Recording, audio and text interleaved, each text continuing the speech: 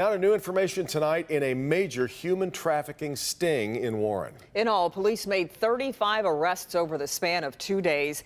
And as our Priya Mann reports, they say they aren't done yet.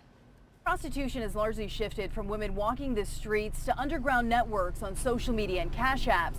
While technology is changing the game, putting an end to human trafficking still comes down to undercover operations like this. I think law enforcement's really catching up today as far as what they should have been doing decades ago, and that's looking at the victims, the human trafficking end of it. 18 men face charges of solicitation or pimping, 17 women charged with prostitution. The focus of Operation Crusade to show compassion for victims and stop the pimps and johns who benefit from human trafficking. As you can see here, we had 2 victims identified from this operation.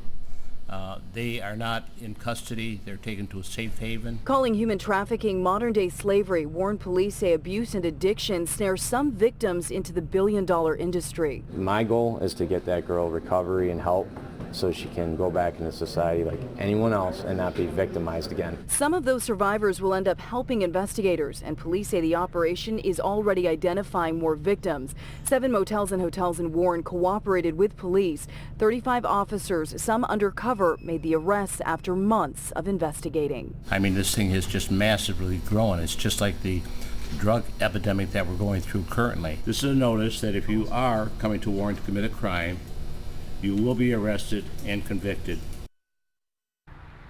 And in total, 75 charges, more than 30 felonies. Now detectives start poring over all the information they got in this operation to start carrying out phase 2. But of course, they won't tell us when that will begin. Reporting live, I'm Priya Mann, Local 4. Unbelievable, Priya. You know, I'm wondering, any insight into how police discern the difference between a trafficking victim versus a prostitute?